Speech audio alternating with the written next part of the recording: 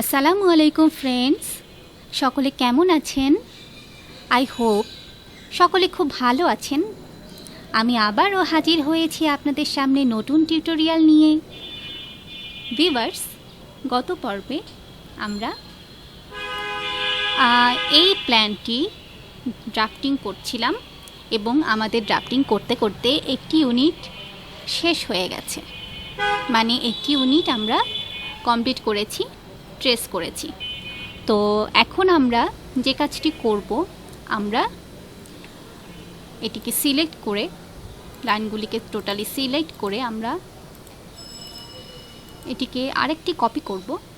Keyboard থেকে CO enter লিখে একটা কর্নার থেকে ধরে ড্র্যাগ করে এক পাশে নিয়ে এসে আমরা ছেড়ে দিলাম ভিউয়ার্স। তো এখন আমরা যে কাজটি করব সেটি হলো আমাদের এই ইমেজটিকে সিলেক্ট করে আমরা ডিলিট করে দিলাম।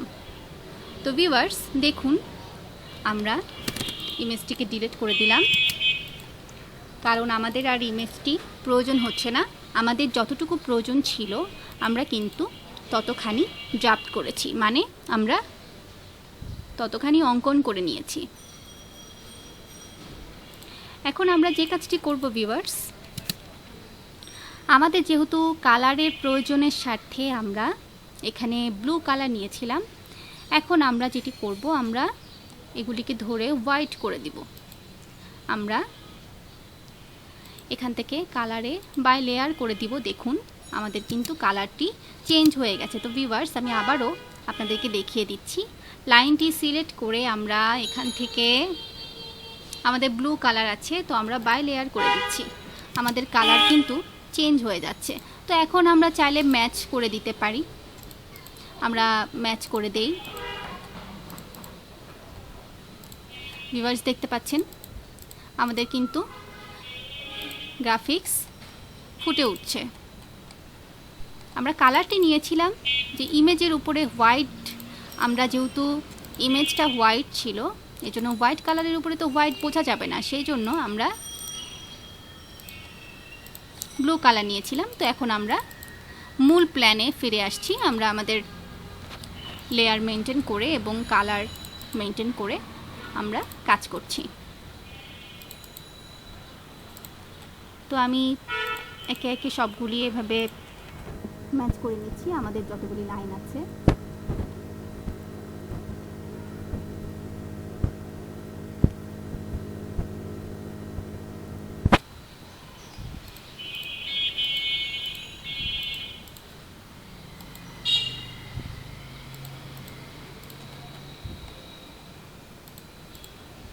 দেখুন ভিউয়ার্স, খুব সহজে কিন্তু আমরা লাইনগুলি পরিবর্তন করে নিচ্ছি। অন্য কালারে ব্লু কালার ছিল, আমরা হোয়াইট কালার করে নিলাম। আমাদের কিন্তু একটি সাইড কমপ্লিট হয়ে গেছে ভিউয়ার্স। আমাদের এখন স্টেয়ারকে আমরা সিলেক্ট করলাম, করে আমাদের বাই লেয়ার হয়ে গেল। এখন আমরা স্টেয়ারের মাঝে যে লাইনগুলি আছে এগুলো ট্রিম করে দিচ্ছি।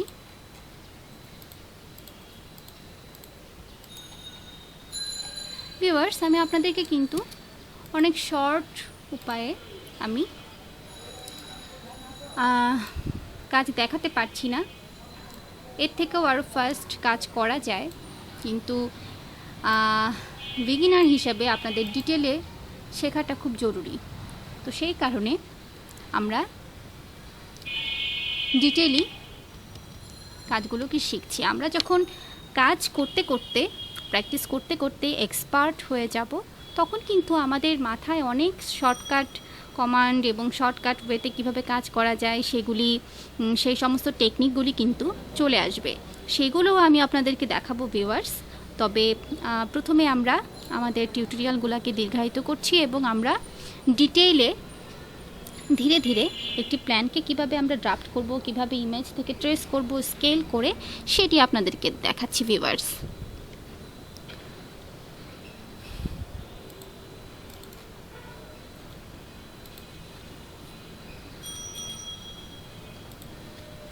আমরা স্টেয়ারের লাইনগুলিকেও ম্যাচ করে দিচ্ছি ভিউয়ার্স, যাতে আমাদের কাজে সুবিধা হয়।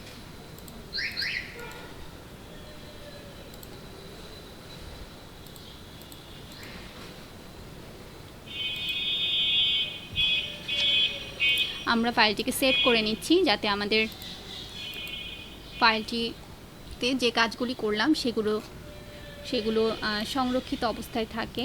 পরবর্তীতে আমরা ফাইলটি ওপেন করলে খুব সহজেই যেন ফাইলটি পেতে পারি।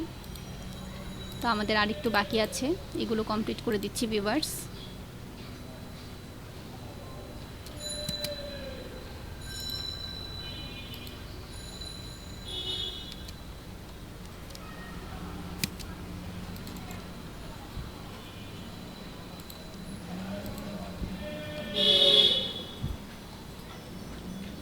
ভিউয়ার্স, আমরা এগুলিকে ধরে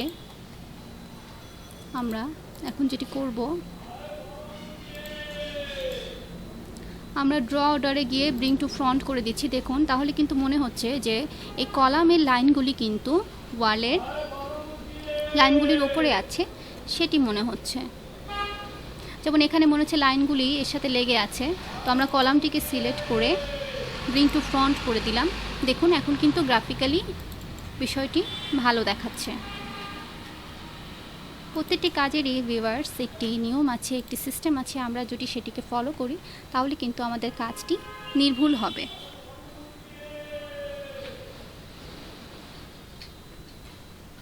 আমরা আমাদের যতগুলি প্ল্যানে যা যা প্রয়োজন, দরজা, জানালা, ওয়াল, কলাম, আমরা সবগুলি মোটামুটি এঁকে ফেলেছি, কমপ্লিট করে ফেলেছি।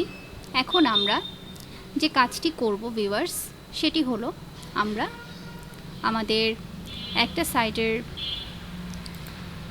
ইউনিটকে সিলেক্ট করে আমরা এখন মিরর করে দিব। মিরর কমান্ডের সাহায্যে মিরর করে দিলে কিন্তু আমাদের আরেকটি পাশের যে আমাদের ইউনিট আছে সেটি কিন্তু কমপ্লিট হয়ে যাবে ভিউয়ার্স।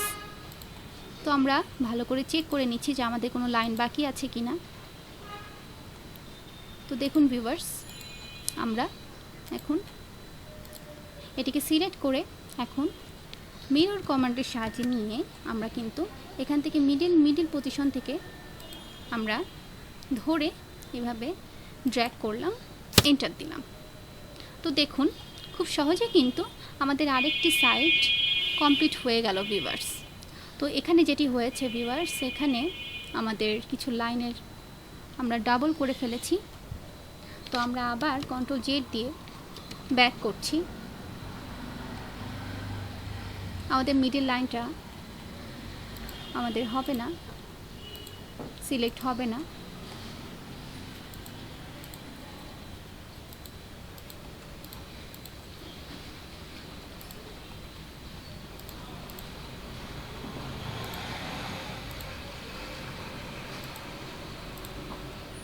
তো ভিউয়ার্স, সম্ভাব্য লাইনগুলিকে আমরা সিলেক্ট করে নিলাম।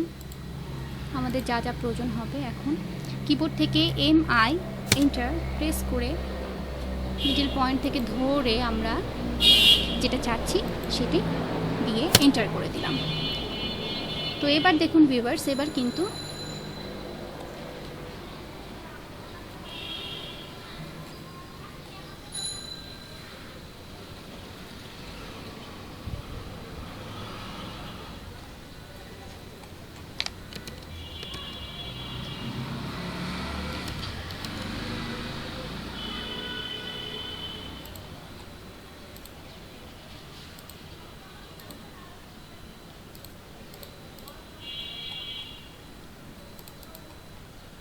ভিউয়ার্স, আমরা দেখলাম যে আবারও আমাদের ওভারল্যাপ হয়ে গেছে।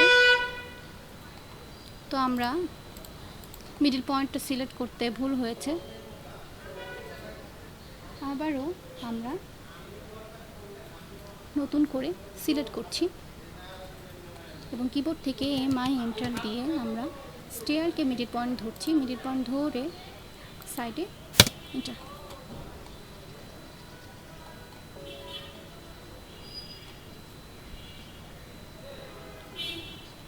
ভিউয়ার্স, আমরা যেটা করছি, আমাদের কিন্তু বাকি প্ল্যানগুলি আমাদের সব ঠিকঠাক মতো হয়ে গেছে, কিন্তু আমাদের কিছু লাইন এক্সট্রা চলে এসছে। সেই লাইনগুলিকে আমরা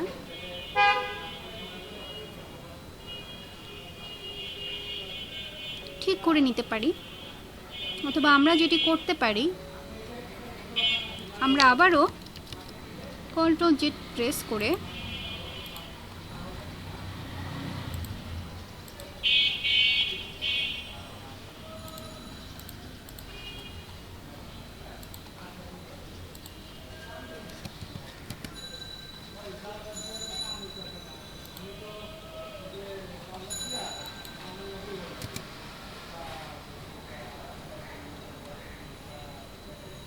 দেখুন ভিউয়ার্স, আমরা যথাসম্ভব আমরা চেষ্টা করেছি মিরর করার, লাইন থেকে ধরে আমরা মিরর করার চেষ্টা করেছি। এবার আমরা যেটা করব, আমরা এক্সট্রা লাইনগুলোকে আমরা ম্যাচ করে আমরা এখান থেকে ঠিকঠাক করে পজিশনালে বসাবো, সঠিক পজিশনে বসাবো। তো এখন দেখতে পাচ্ছেন ভিউয়ার্স,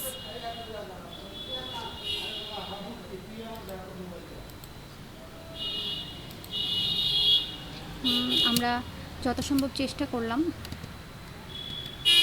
আমাদের কাজটিকে সঠিকভাবে করার জন্য।